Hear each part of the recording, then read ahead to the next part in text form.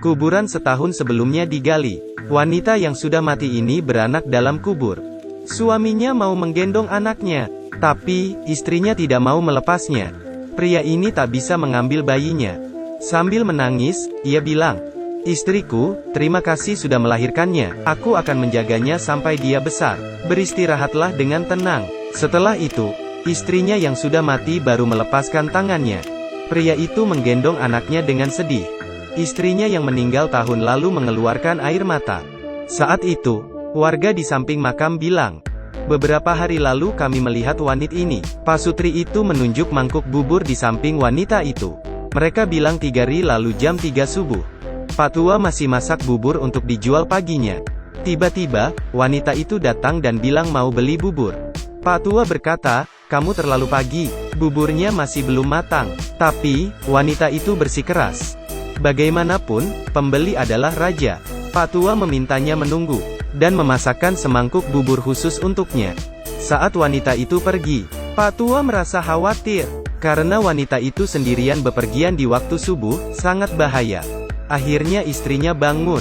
"Siapa yang beli sepagi ini?" Pak Tua bilang, "Aku tidak kenal." Tanpa pikir panjang, mereka mulai menyiapkan dagangan. Esok siangnya saat tutup toko, Bu Tua menemukan kerikil di mangkuk uang. Dan bertanya ke suaminya, "Apa kamu rabun? Siapa yang membayarmu dengan kerikil?" Pak Tua berpikir mungkin ada tetangga yang usil. Tapi, istrinya sudah menghitung uang dan ternyata uangnya kurang semangkuk. Lalu memperingatkan suaminya untuk lebih hati-hati. Istrinya lalu pergi belanja di pasar.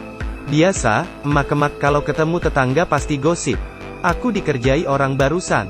Tapi, mana mungkin orang sini menipumu?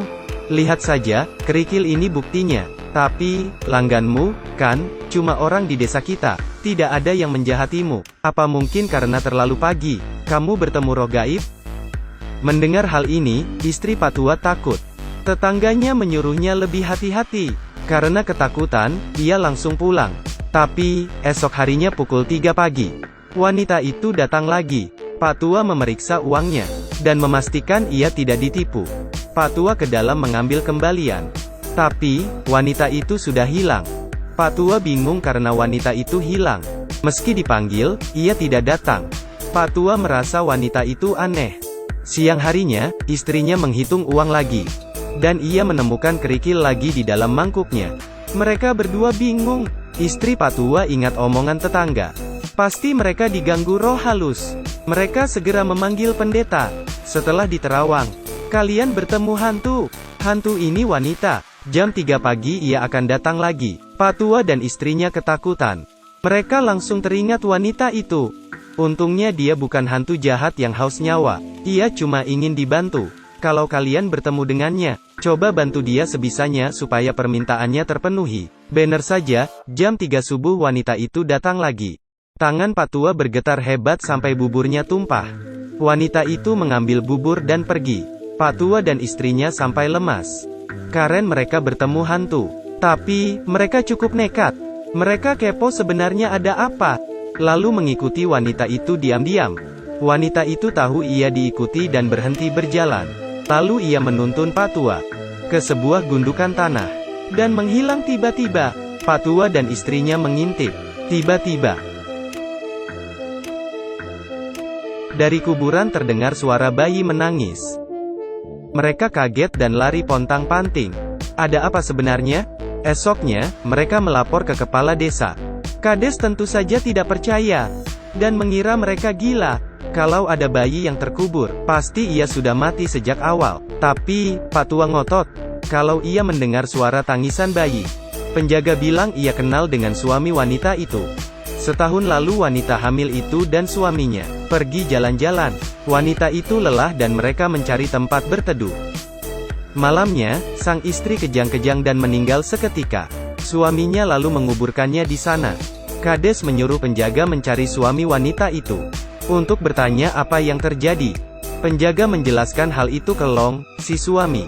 Long kaget bukan main, karena barusan kemarin malam ia mimpi melihat istri dan anaknya di pinggir kasur, dan menyuruhnya menjaga bayinya. Long tersentak dari tidurnya. Setelah mendengar cerita penjaga, Long sadar ada yang tidak beres. Ia segera pergi ke makam istrinya. dan menyuruh orang menggali makam. Lalu, terdengarlah suara tangisan bayi. Setahun lalu, istrinya tiba-tiba kecang dan meninggal. Long mengira bayinya mati bersama istrinya. Ternyata, setahun kemudian anaknya lahir dalam kubur. Long bersumpah akan merawat anaknya. Setelah ia mengira semua sudah selesai, malam harinya, saat Long menidurkan anaknya, istrinya muncul lagi. Ia mencium bayinya dan menyelimutinya. Long terbangun karena kaget. Ia melihat hantu istrinya, lalu berkata kalau ia merindukannya. Istrinya menatap Long, sambil menangis menitipkan anaknya, lalu menghilang selamanya. 18 tahun berlalu, bayi itu tumbuh menjadi gadis cantik. Ia bernama Lin. Di suatu siang, saat Lin jalan-jalan, muncul dua hantu di belakangnya.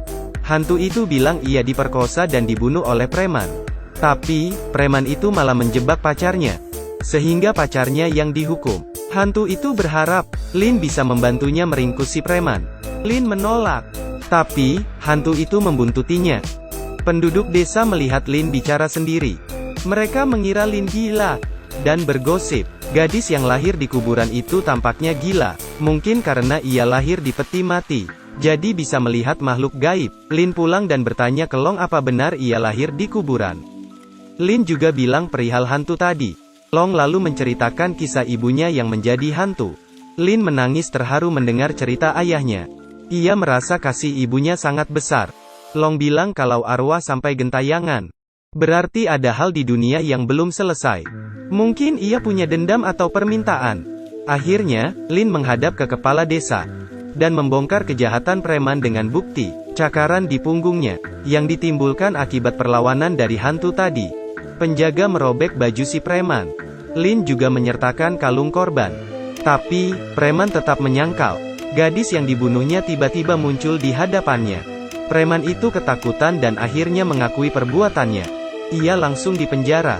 Sementara pacarnya akhirnya dibebaskan. Di jalan, Lin bertemu hantu itu lagi. Masalahnya sudah selesai. Kini hantu itu bisa bereinkarnasi. Hantu itu berubah menjadi burung dan terbang. Lin mengucapkan selamat tinggal. Tiba-tiba, muncul banyak hantu di belakang Lin. Lin langsung kabur dari sana. Sejak itu, Lin membantu permasalahan para hantu, dan mencari keadilan bagi mereka yang dijebak. Lin akhirnya menjadi orang pintar yang terkenal di desa.